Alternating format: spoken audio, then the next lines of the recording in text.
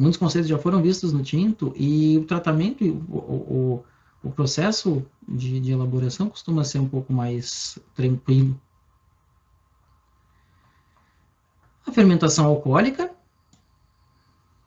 e aí a gente tem aquela mesma pergunta que se faz para os tintos, só que aqui é muito mais importante, porque esse mosto com prensagem direta, o macerado até tem mais leveduras. Eu vou dizer que na maior parte dos vinhos brancos não é comuns, tá? Seja, aliás, brancos e tintos não recebem levedura, fermentam com a levedura que tem e dá um bom resultado. E vamos lá, é um vinho com menos atributos sensoriais importantíssimos, com público menos exigente, de qualidade extrema, e para isso dá certo. E inclusive, aqui nesse caso da uva branca americana, pode ser feito dessa forma. Mas, quando eu faço a prensagem direta, eu tenho um mosto muito, muito pobre em leveduras e com alguns micro-organismos que podem não me interessar. E aí, provavelmente, a levedura seja mais mandatária, tá? Vinho branco é bem menos possível de aventuras sem adição de leveduras. E é importante lembrar que a baixa temperatura é bastante hostil para as leveduras. E aí você tem um mosto com uma contagem de células baixa, não necessariamente as que tu quer, e ainda baixa a temperatura, a coisa não arranca. Por isso que provavelmente os brancos vão ser feitos sim com adição de leveduras, com exceção daqueles com maceração tipo uva americana, que aí as coisas se resolvem por si.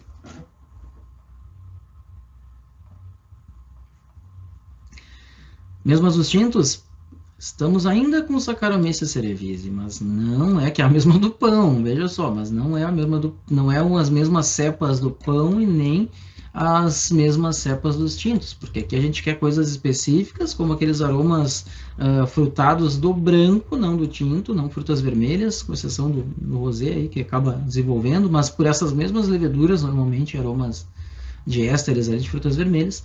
Aqui a gente tem aqui fruta de caroço, fruta amarela, fruta tropical e floral, bastante desejado. E, claro, a gente não quer aromas ruins. E outra coisa, para formar esse tanto de aromas agradáveis, que muitas vezes são ésteres, precisa ter uma produção de álcoois superiores relevante. Relevante não é nem de mais nem de menos, senão pode dar algum cheiro que lembre mais químico. Ou seja, é importante ter uma seleção bem clara da levedura. Talvez até mais do que para o vinho tinto. E, obviamente, a gente quer leveduras que respeitem o patrimônio da uva e da sua terra, né? Que apenas os expressem de uma forma mais clara. E outra coisa que é verdade, a fermentação em branco, em função da prensagem direta, a gente tem menos fatores nutricionais ainda, tá? Então, esse mosto, além de provavelmente eu precisar de uma adição de leveduras típicas, que aqui não seriam essas para tinto e sim cepas para branca, a gente vai precisar de um ativante de fermentação, sob risco de acabar gerando aromas desagradáveis e de mesmo acabar tendo uma produção menor de aromas em função da falta de compostos chave para a produção de aromas, aí, como metabólitos secundários do processo de fermentação alcoólica, que não saem do açúcar, mas saem do metabolismo da levedura. Qual a temperatura? Normalmente 15 a 20. Igualzinho para os tintos, quanto mais baixo, mais devagar, quanto mais alto, mais rápido. Quanto mais baixo, mais produção de aromas, quanto mais alto, menos produção de aromas. Por isso que tem que ter, só que eu não posso ser tão alto a ponto de não produzir aromas típicos. E essa faixa é muito inferior. Está aí com uns 10 graus de diferença do que é um vinho tinto. E aí, essa temperatura mais baixa demanda mais frio, né? Tem um custo de fermentação em si maior e demanda mais tempo. A gente vai levar aí uns mínimos 3, 5 dias mais do que uma fermentação de tinto. Se começar ao mesmo tempo, com a mesma quantidade de açúcar, não muito semelhante, né? Mesmo era meio difícil, a gente vai ter um tempo maior de fermentação. Há um erro das pessoas de dizer que o vinho branco acabam confundindo o fato de ele ir para o mercado mais rápido com ele fermentar mais rápido. Ele não fermenta mais rápido porque é muito simplesmente uma questão de cinética, né? Em menos temperatura, a atividade é menor. E isso basta para a gente entender. Embora eu tenha um cuidado com oxidação, no começo da fermentação eu posso precisar de aeração para fazer aí a multiplicação de leveduras ou torná-las mais viáveis aí em relação à resistência ao etanol. E como eu disse, né, o ativante de fermentação possivelmente tem que estar presente. Inclusive tem alguns específicos para vinho branco, porque acabam tendo alguns fatores que desempenham, são precursores de aromas bons para brancos. E aí tem uma certa crítica do pessoal que não gosta muito de intervenção, porque, mas então tu vai criar aroma porque tu botou um alimento ali. Mas, gente, produzir, isso sim, um pouco é verdade, mas produzir usar do mecanismo de micro-organismos para o nosso favor, talvez não possa ser tão livre assim. Veja lá, cachaça fermentada com fubá. Basicamente, o fubá não é para ser suporte de leveduras e ter fatores nutricionais. Se não fizer isso, não funciona. E aí, será que é tão absurdo assim que não possa usar fubá e não possa usar um ativante? São questões que eu deixo no ar, né? Eu tenho aí a minha ideia sobre isso, mas eu não é eu que vou dizer quem está certo ou quem está errado. Mas é importante ter ao menos ter essa reflexão. Porque às vezes a gente acaba reproduzindo comentários aí de pessoas de corrente A ou B, sem ter o nosso próprio pensamento. E sem compreender, inclusive, o que quiserem dizer. Que às vezes nem eles entendem, né? Às vezes cunham ali que certamente quanto menos mexer, mais natural é e melhor é, e nem tudo que é tão natural é tão melhor.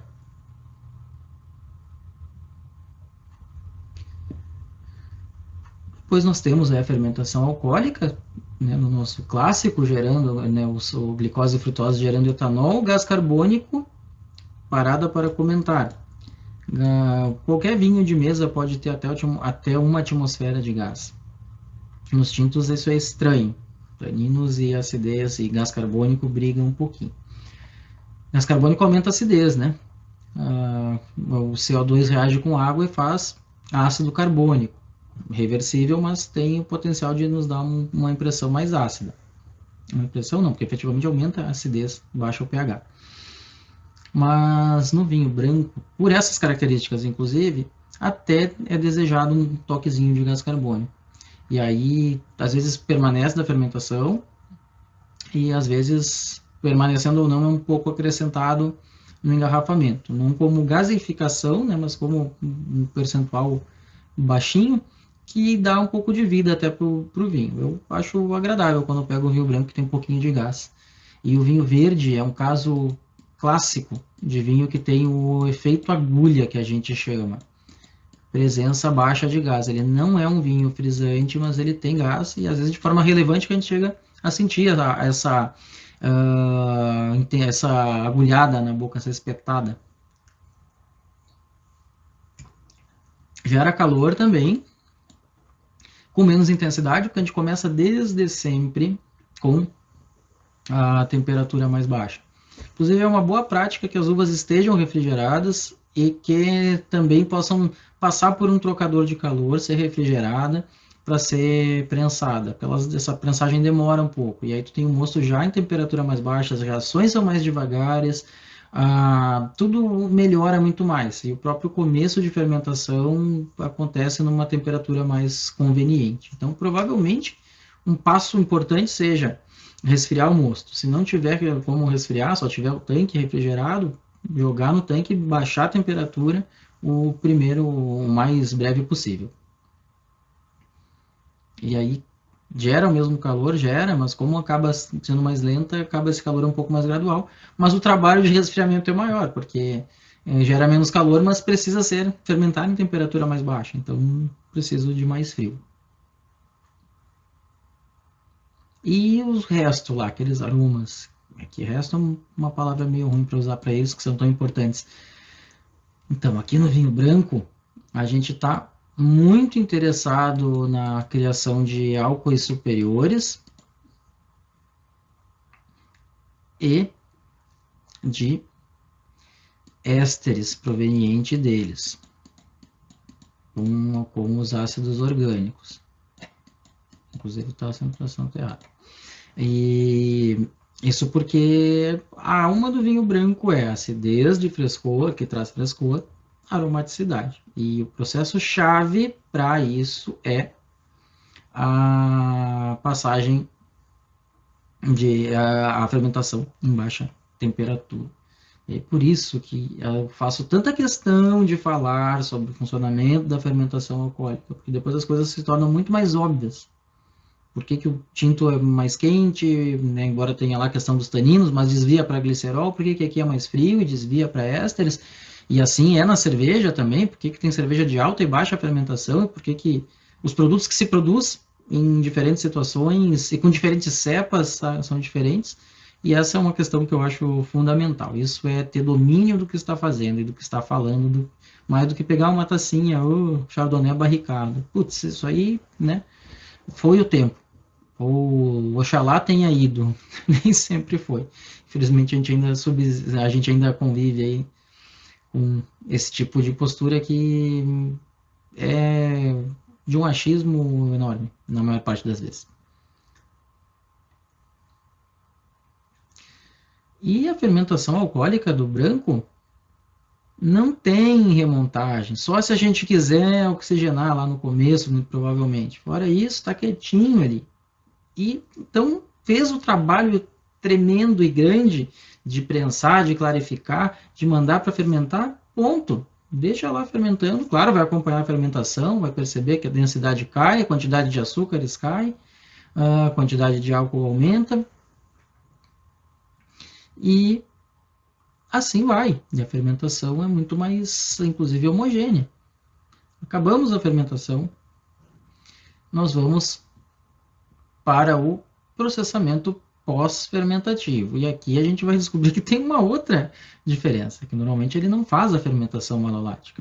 E aí, quando não faz, sulfito nele, porque a gente precisa assegurar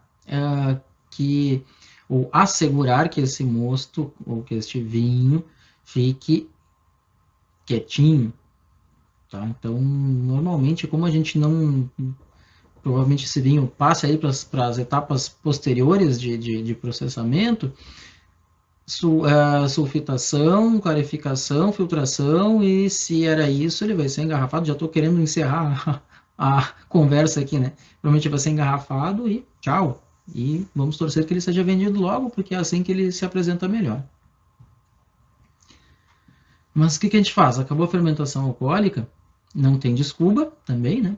Aí tem a trasfega, a gente vai separar aqui, né? Vai provavelmente dar uma torneira maior, mais alta aqui, né? Seria nessa aqui, vai passar para esse tanque e vai pegar essas borras, e essas borras muito provavelmente vão ser filtradas, muito provavelmente em filtro a vácuo.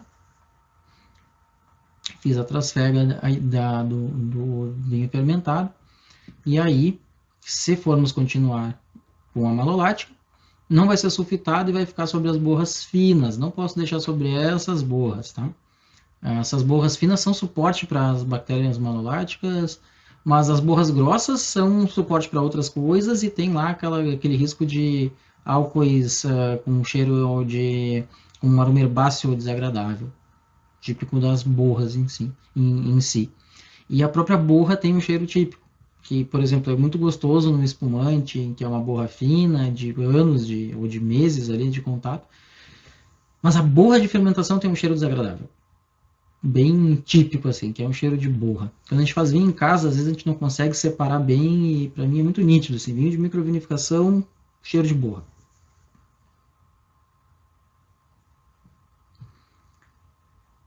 Se formos para a fermentação malolática, como a gente sabe, né, ela vai transformar o ácido málico em lático, sobretudo pelas bactérias aí do gênero Leuconostoc ou Enococcus, que depende aí da classificação. Volta e meia esses nomes mudam, é quase como as denominações de origem, lá, as indicações de procedência. Volta e meia é uma reclassificação, e aí, inclusive, uma que tinha esse nome que era oposta a uma outra de outro nome, mudam os nomes e seguem sendo os mesmos micro-organismos, e é uma coisa maluca. Mas, para nosso entendimento, basta saber que ela vai ser feita pelas bactérias láticas. E que a gente vai também ter diminuição da acidez total e aumento do pH. que é uma coisa que a gente provavelmente não queira, tá? Esse vinho que vai ser filtrado, engarrafado e que provavelmente não passe por barrica, não me importo muito com a estabilidade. Eu atinjo por outros meios. E ele não vai ficar anos numa barrica. Quando muito vai ficar meses. E pode ser para alguns vinhos que eu queira esse aroma amanteigado, mas para grande parte deles eu não quero. Eu não quero ali pera com manteiga, vamos dizer assim, num vinho bem jovem. Então, em grande parte das vezes a malolática vai ser evitada. Quanto que ela vai acontecer? Em variedades com mais potencial, com mais estrutura, com mais patrimônio de aromas que deem conta do aroma da madeira e que, inclusive, se beneficiem, se for o caso, né, posterior de um envelhecimento. Mas são mais raras. É bem importante dizer isso, que a fermentação malolática, quando acontece, acontece por alguns motivos específicos. E vale a pena dizer, a bactéria lática também pode degradar ácido cítrico. E lembro que na Califórnia, que eles põem água no vinho, porque tem muito açúcar, e isso é possível. Eles costumam botar um toquezinho de ácido cítrico. Para quê? Não por causa de ácido lático, por causa de gás carbônico, porque aumenta a produção de acetil, e aí dá aquele amanteigado típico do Chardonnay californiano, que é entupidaço de manteiga e de carvalho. E eles, como gostam, tem esse truquezinho. É um truque possível de fazer. Também não é ilícito. Aí, se fizermos a malolática, uma outra coisa que a gente pode fazer, também nos tintos, não tem problema, mas nos brancos isso é muito importante, que é a batonagem. Batom, né, igualzinho aquele de passar na boca, é um bastão, e é algo como uma bastãozagem, vamos lá tentar fazer uma tradução literal, em que a gente faz o quê? Põe de alguma forma, revolve as borras finas que estão nas barricas. A gente vai primar por ficar com elas, vai trasfegar depois da fermentação malolática, mas não tende a não tratar se for amadurecer o vinho em carvalho. E tende a revolvê-las, para que elas fiquem mais em contato com o vinho, liberem seus compostos lá, em função da autólise das leveduras, que é a quebra da célula, que acontece também lá no espumante, mas de uma forma mais enérgica, já que fica tanto tempo lá. E que então aumente macromoléculas, aumente o volume de boca e aumente um aroma com um certo amanteigado, que às vezes se confunde com o da barrica. E algumas vezes a gente tem batonagem e não tem a barrica, tem só um batonagem feito num recipiente inerte. E muitas vezes lembra a barrica em função, né, desse certo amanteigado, que se confunde muito aí entre barrica, fermentação malolática e batonagem. Muitas vezes tem só malolática e batonagem, parece que é barrica. Muitas vezes não tem malolática, tem barrica e tem batonagem, parece que é malolática. Isso é bem variável. Aí. E também tem problema se você não entender, né? não identificar ali, nossa, isso aqui não sei se é calma, né? Mas bastou para entender que é esse aroma de... neste caso secundário, né, que é vindo aí das leveduras e também é um pouquinho diferente do que é no vinho tinto, né? A gente tem aí a barrica normalmente em fermentação, não agregando e juntando aí como aroma secundário. Agora, tem divergência se madeira é aroma secundário ou terciário, mas isso é muito irrelevante, porque inclusive importa para a gente entender de onde eles saem. Você não precisa pegar um vinho e ficar dizendo se vinho é muito primário, é muito secundário, não é a questão, né? Só é importante entender de onde eles vêm e como eles estão agregando ali naquele conjunto de aromas que a taça te oferece. Se eu não fiz malolática, sulfitei. Se eu fiz, não sulfitei. E se eu fiz e terminei, sulfito. Porque a partir de agora começa a ser essa matéria-prima fica bem vulnerável a à ocorrência de outros micro-organismos.